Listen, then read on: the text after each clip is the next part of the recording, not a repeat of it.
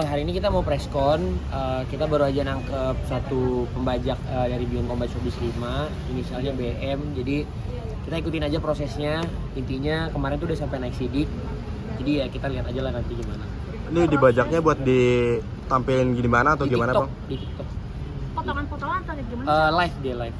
Dia live, jadi Iya, dia nampilin videonya kamu gitu. Ya dia jadi beli pay per view-nya, nggak tahu iseng nggak tahu motifnya apa ya, cuman dia share gitu sih, minta di gift.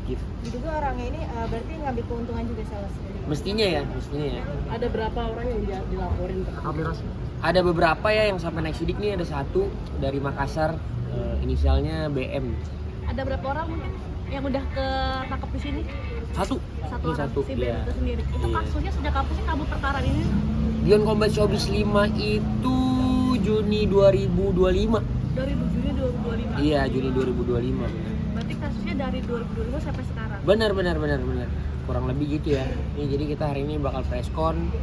Terus ya kita ikutin aja lah prosesnya. Sejauh ini buat kerugiannya buat kamu secara Banyak ya kalau mau dikali-kaliin sama penontonnya ya miliar-miliaran. Cuman kita lihat lah nanti di sini dia ada bayar denda. Jadi kita ikutin aja lah prosesnya. Dendanya berapa Kak mungkin? Dendanya biar dia ngaku sendiri lah ya dia bayar berapa ya. Enggak kan ini dari Beyond Combat dari 1 sampai 5 kan banyak banget yang live TikTok Iya. segala macam. Klip-klipnya juga banyak yang disebar. Berapa total? Banyak dong yang akan kamu laporin. Banyak, selanjutnya pasti akan jauh lebih ini ya, kita kejar sampai akhir, sampai ke proses terakhir. Cuman intinya kalau sampai sekarang ya ini kita sebagai contoh dulu ada satu orang, terus sisanya kita kejar terus. Kalau misalkan ditanya mau dihitung kerugian material itu udah puluhan miliar ya, karena sebenarnya saya ciptain pay per view ini, maksudnya saya push culture pay per view di Indonesia ini kan niatnya untuk bisa menghidupkan industri. Terus ada orang-orang nggak tahu iseng, nggak tahu apa yang dia melaksanakan kultur bobrok, pembajakan, salah satu pembunuh industri juga. Sedangkan banyak orang yang bergantung ke industri ini gitu loh, banyak orang yang makan dari sini, banyak orang yang hidup dari sini ya. Kita liatin aja lah prosesnya seperti apa. Intinya ya next pasti akan jauh lebih banyak lagi yang dilaporkan. Kita nggak pandang bulu karena satu-satunya cara melawan pembajakan itu cuman zero tolerance. Jadi kita akan ada nol toleransi untuk semua pembajak. Tapi Udah setelah ada kamu ketemu membuat belum sih? pengumuman akan Udah melaporkan sudah ada komunikasi belum dari pihak sana, yang pihak yang kamu laporin gitu, mungkin permintaan maaf atau presiden ganti rugi? Ada ini dia termasuk yang pergantian ganti rugi ya, ikutin pasal. Jadi kita lihat lah gitu. Kamu ketemu belum sih sama si BM Belum. sendiri? Belum. Kalau ketemu kan ada rasa geram atau kayak gimana sih lo? Ada lah pasti, cuman kan kita di negara hukum ya, jadi kita ikutin hukum yang ada, kita berproses secara hukum. Ini juga kita ngerjain bisnis secara profesional, kita melakukan pelaporan juga secara profesional. Jadi kita ikutin aja prosesnya di sini.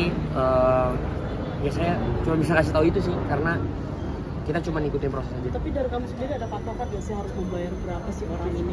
Buat ini kan masalahnya kalau misalnya bilang semampunya ntar ya bayarnya misalnya 100.000, ntar diulangin lagi segala. Enggak sih, mau gimana pun sebenarnya saya nggak tahu ya saya boleh bilang di sini apa enggak. Kalau secara hukum itu maksimal 1 miliar, kurang lebih itu dia bayar segituan juga. Jadi semoga ini bukan cuma jadi efek jerah, tapi ini sebagai contoh, karena pembajakan itu sebenarnya yang bunuh industri benar-benar gitu. Karena kalau misalkan kita biarin terus, ini akan mati sendiri gitu. Jadi sekarang mungkin kita lagi lihat cerita suksesnya, tapi kita masih belum tahu ketika ini diterus akhirnya nanti industri-industri ini tuh ya akan mati sendirinya gitu, karena orang mentoleransi adanya pembajakan. Dari Beyond Combat 1 sampai 5, kerugian terbesar berarti yang kelima ini. Sebenarnya yang 6 itu efeknya paling kelihatan, karena yang 5 ini parah banget pembajakannya, yang 6 juga parah banget. Cuman kita akan lihat nanti di sini setelah ini, semoga efeknya semakin membaik, terus banyak orang yang jerah juga.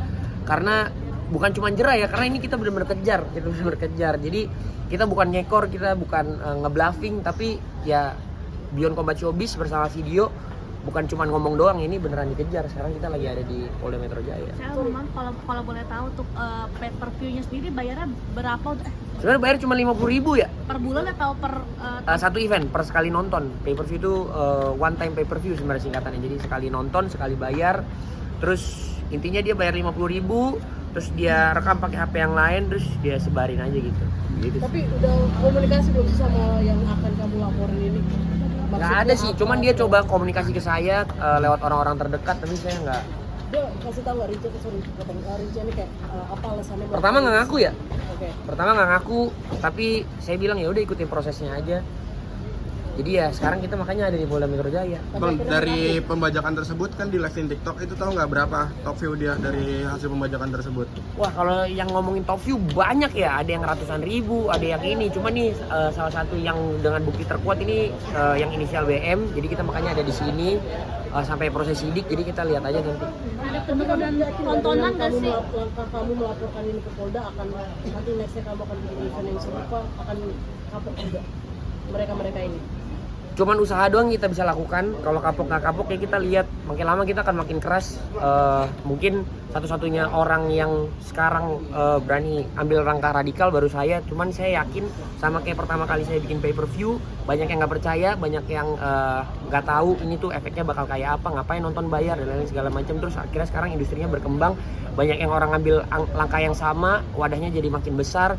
Menurut saya ketika saya melakukan hal ini bersama tim video dan juga tim legal saya, ini pasti akan jadi langkah pembuka juga buat yang lain bisa melakukan hal yang sama ya gitu. Lama-lama makin banyak yang ketangkep, ya cuman malu-maluin doang pas ditanya, kamu di penjara kenapa gitu. Saya bajak Beyond, kocak kan ya, nggak ada keren-kerennya gitu. Pak, mungkin boleh dirincikan lagi atau intinya adalah kerugiannya berapa? Total kerugian kalau dikali 50.000, misalkan yang nonton 20.000 aja udah berapa tuh? Kalau yang nonton 20.000, terus itu cuman satu akun. Kalau satu akun ada yang 100.000, ada yang 200.000. 200.000 kali 50.000, kalian kali aja sendiri. 400.000 kali. Cuman itu saya bukan anggap itu kerugian ya. Itu saya anggap adalah banyaknya orang yang masih belum teredukasi bahwa pentingnya kita tuh nggak ngeladenin pembajakan gitu. Menurut saya industri film juga udah fight pembajakan dari jauh-jauh lampau sampai sekarang akhirnya sukses. Kita ngelihat ada industri kita maju, ada penonton yang 10 juta kayak Jumbo, kayak agak lain. Jadi ya memang ini adalah pekerjaan yang terus menerus, ini perang terus menerus, ini perang berkelanjutan gitu. Jadi kita kerjain satu-satu, yang lain nanti orang-orang yang punya IP, karena kan pay per view ini bukan cuman matrix olahraga atau boxing atau combat sport ya, maksudnya semua orang tuh bisa membuat matrix ini. Yang saya bilang bahwa matrix ini akan merubah matrix olahraga, di mana nanti akan ada satu seni menonton baru olahraga live gitu dibanding subscription dan lain-lain gitu. Harus bicara soal penonton tadi kan dibilang dari 5 ke 6 ada perubahan, penurunan sedrastis apa sih akhirnya dari pembajakan ini? Cukup drastis ya, kalau ditanya gimana, kita masih di angka yang sebenarnya luar biasa. Saya nggak mau ngomong juga, cuman yang jelas jauh gitu. Itu karena pembajakan, dan pembajak tuh makin kreatif. Pembajaknya bukan cuma di TikTok, ada di platform-platform lain yang saya nggak mau sebut ya. Cuman intinya kita akan kejar terus. Penurunannya sampai setengah dari jumlah? Nggak nyampe setengah sih. Cuman maksudnya ada tren penurunan yang dilihat bahwa memang karena pay per view yang pertama orang susah bajak karena masih belum tahu gimana caranya. Terus yang lain orang belajar lagi. Sampai ke titik ini ya orang udah makin canggih. Terus tren penurunan ini kita anggap koreksi ya. Saya yakin tetap combat sport Indonesia atau Beyond masih bisa cetak rekor lagi. Tapi sebenarnya bukan soal cetak rekor, tapi ini soal toleransi yang nggak akan saya kasih kepada siapapun yang membajak gitu. Ini yang dilaporkan akun TikTok atau dia menyebarkannya? Dia TikToker ya, followernya lumayan banyak, 500.000, jadi sebenarnya cukup berani dia sebenarnya. Gitu. TikToker pribadi gitu apa TikTok media? TikTok pribadi.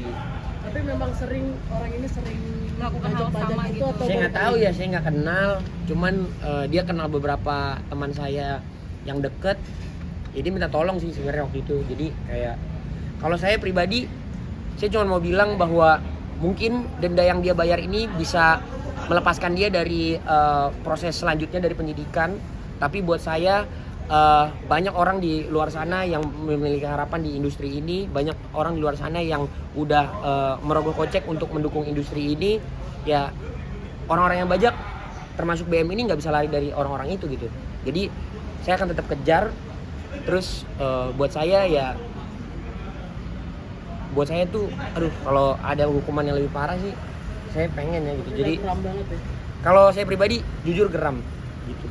Ini Saya pertama mungkin kalinya buat sekalian. Enggak lah, enggak. Ini pertama kalinya apa emang udah sering mengalami Sebenarnya pembajakan ini? pembajakan tuh dimulai dari pertama kali kita pay per view Beyond Combat Showbiz 3. Saya dari tayangin gratis juga sebenarnya udah ada pembajakan, tapi kan piracy-nya mungkin dengan seringnya kita melakukan aktivitas hukum yang legal seperti ini itu nanti akan lebih diatur lagi di negara kita gimana caranya pembajakan tuh nggak bisa menang gitu. Karena buat apa kita punya Kementerian Ekraf, kita punya Kementerian Hukum dan HAM, kita punya kementerian yang mengatur hal-hal matriksnya di sebelah sana yang buat mendukung GDP negara gitu sebenarnya.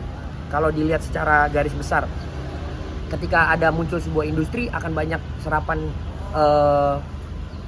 tenaga kerja gitu. Jadi makanya kalau misalkan dibilang oh ini cuma pembajakan, ini cuma hal kecil gitu ya, kita yang nggak akan pernah ada IP yang bisa lebih gede lagi daripada apa yang udah dilakukan di industri film gitu sih.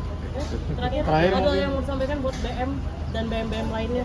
Ya buat BM-BM lainnya intinya gua akan kejar. Mungkin kalau banyak orang takut orang kaya, takut orang punya jabatan. Kalau saya orang gila, jadi saya kejar terus.